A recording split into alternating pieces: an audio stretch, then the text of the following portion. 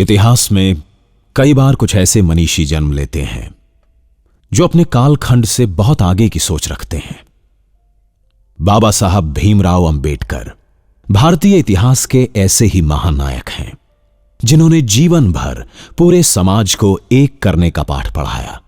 किंतु दुर्भाग्यवश स्वतंत्रता प्राप्ति के पश्चात बाबा साहब को मात्र वर्ग विशेष के नेता के रूप में ही प्रस्तुत किया गया।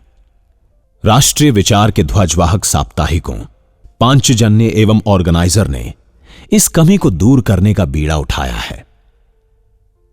बाबा साहब अंबेडकर का राष्ट्रीय चरित्र और उनका समग्र व्यक्तित्व देश के सामने ठीक ढंग से आ सके, यह महती जिम्मेदारी दोनों साप्ताहिकों ने आज अपने कंधों पर ली है। आज एक और महत्वपूर्ण प्रसंग इन दोनों पत्रिकाओं की यात्रा में जुड़ रहा है और वह है भारत रत्न डॉक्टर भीमराव अंबेडकर जी के दोनों विशेषांकों का लोकार्पण होने जा रहा है। बाबा साहब का मतलब है संघर्ष, बाबा साहब का मतलब है समानता, अंबेडकर यानी शिक्षा और अध्ययन की अदम्य जिजीविषा। तो किसी एक खास खांचे में या सीमित परिधि में जो लोग बाबा साहब को बांधते हैं वो एक विराट व्यक्तित्व के साथ अन्याय करते हैं। वो एंथ्रोपोलॉजिस्ट भी हैं, अर्थशास्त्री भी हैं, राजनीतिज्ञ भी हैं, श्रमिकों के बड़े नेता भी हैं, विदेश नीति के विशिष्ट विद्वान भी हैं। He has been a patriot, a nationalist who had social reform as an important part of his agenda. So one should appreciate the fact that he was even able to differ with Gandhi when Gandhiji was alive. That requires courage of conviction. He had that. Doctor Bhimrao ji Ambedkar सामाजिक समरसता लाने की दृष्टि से जीवन भर प्रयास करते रहे। अनेक यातनाएं भी सहन की, कष्ट भी उठाया, फिर भी देश में सामाजिक समरसता लाने का प्रयास उनका निरंतर जारी रहा, मृत्यु पर्यंत जारी रहा। और उन्होंने भारत का संविधान लिखने में जो योगदान दिया है, इस भारत के संविधान में इस आशय की उन समस्त बातों का उल्लेख है। योग संयोग या दुर्भाग्य से कहें तो इस देश के दलितों ने अंबेडकर जी को अपना हितैषी मान लिया और गैर दलित अधिकांश लोगों ने उनको दलितों का हितैषी मान लिया। ये दुखद बात है। वास्तव में अगर उनके जीवन चरित्र को या उनके जीवन परिचय को हम गंभीरता से अध्ययन करके देखें तो उसमें से ये पाया जाता है कि उन्होंने हिंदुस्तान को और हिंदुस्तान के समाज को समरसता का वातावरण बनाने की प्रेरणा दी। गत वर्ष पांचजन्य एवं ऑर्गेनाइजर के पत्रिका स्वरूप का लोकार्पण परम पूज्य सरसंघ चालक डॉक्टर मोहन राव भागवत के कर कमलों द्वारा हुआ। इस अवसर पर सरसंघ चालक जी के आशीष वचन एवं मार्गदर्शन इन दोनों पत्रिकाओं को प्राप्त हुए।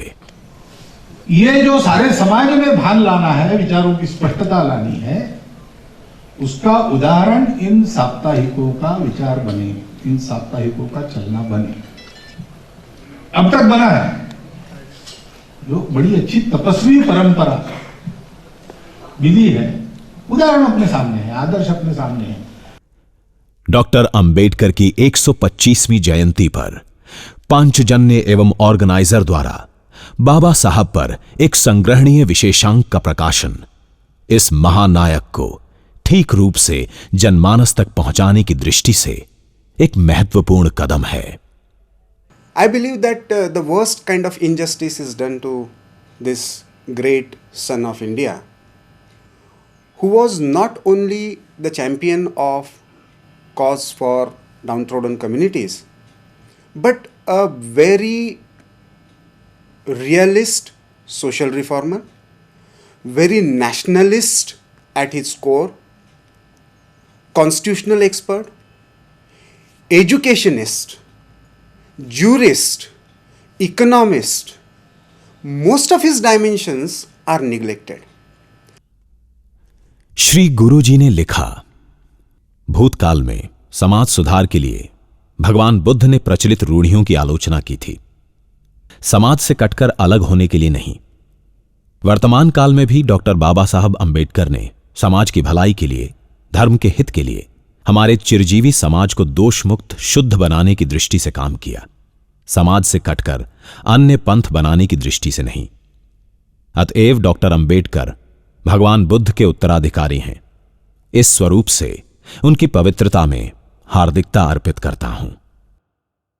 किसी भी समाज सुधारक या किसी भी राष्ट्र के नेता को आप अगर समझ रहे हैं तो उस शनै समझेंगे आप, वो उद्विकास की एक दृष्टि होती है।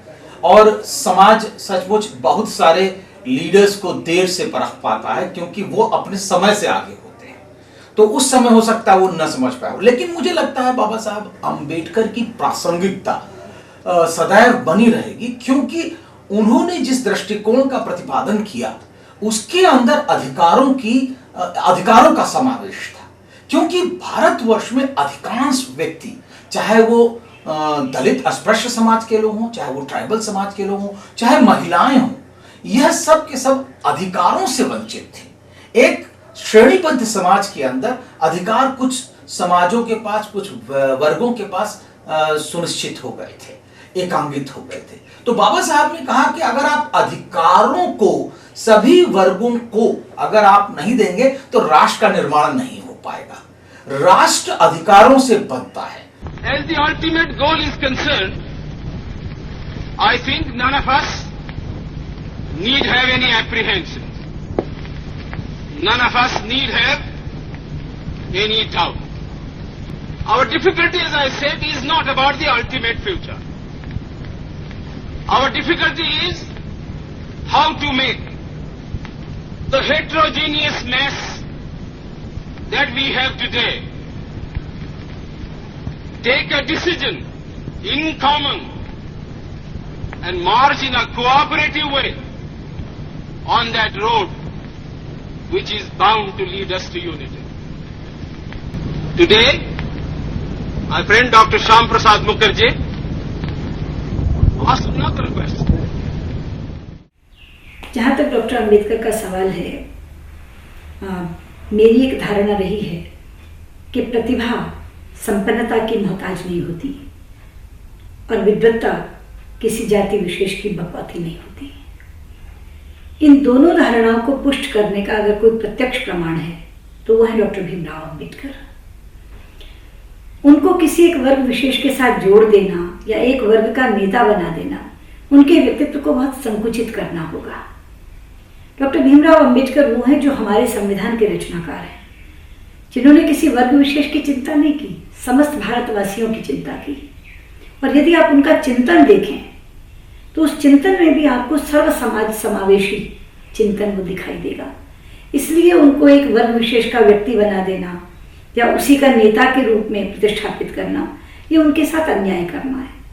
उनका व्यक्तित्व वटवृक्ष की तरह बड़ा था, जिसके नीचे हर जात, हर धर्म, हर मजहब के लोग छांव ले सकते थे। इसलिए मेरा तो ये मानना है कि ये जो 125वां वर्ष है उनकी जयंती का, इसमें हिंदुस्तान के हर बालक को ये बताना चाहिए कि बाबा भीमराव अंबेडकर पूरे भारत के भी मानवता के थे।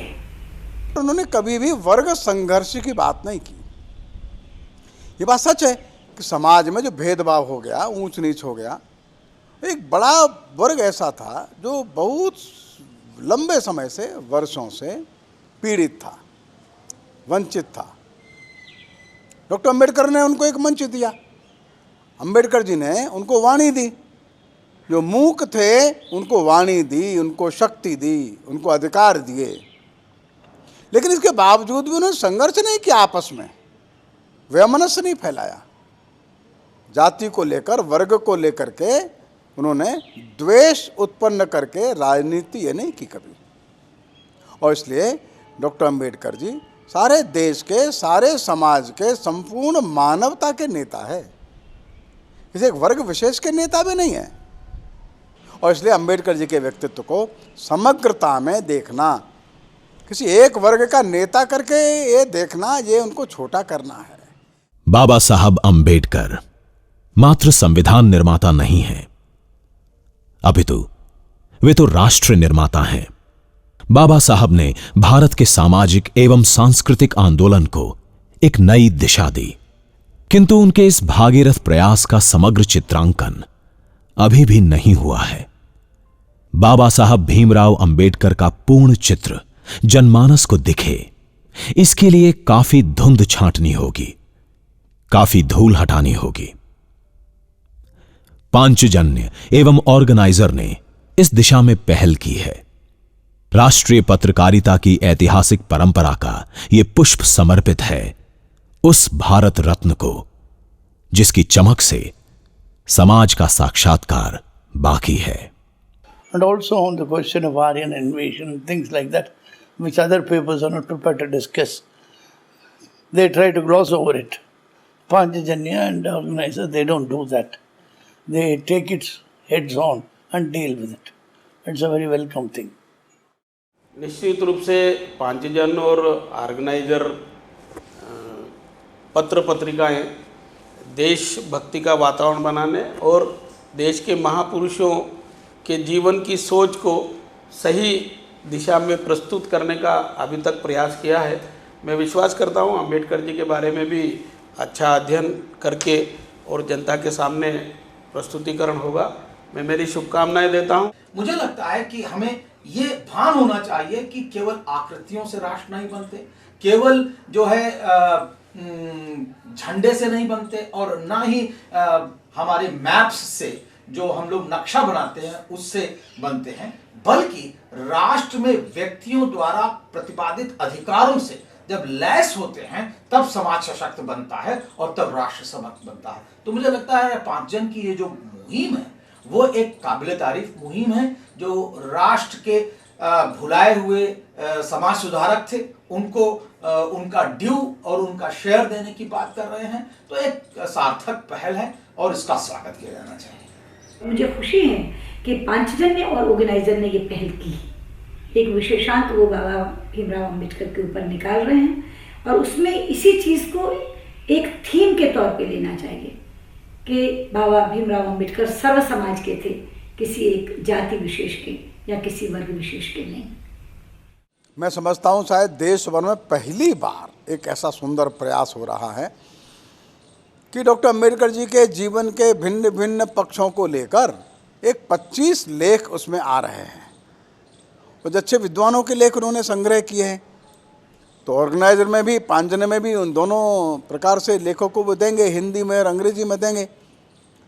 तो पहली बार संकलित रूप से इतनी विशद जानकारी, व्यापक जानकारी अंबेडकर जी के बारे में इस देश को प्राप्त होगी। इस दृष्टि से मैं भारत प्रकाशन के सभी बंधुओं को, कार्यकर्ताओं को बहुत बहुत बधाई देता हूँ। उनके ये अंक लोकप्रिय हों, लोग अध्ययन करें और अंबेडकर जी को एक जाति या वर्ग का नेता उस छवि से बाहर निकाल करके लाएं। ये समग्र देश के नेता थे और व्यापक अर्थों में देखा जाए तो संपूर्ण मानवता की बात करते हैं, तो वो देश से भी थोड़ा और ऊपर उठ जाते हैं।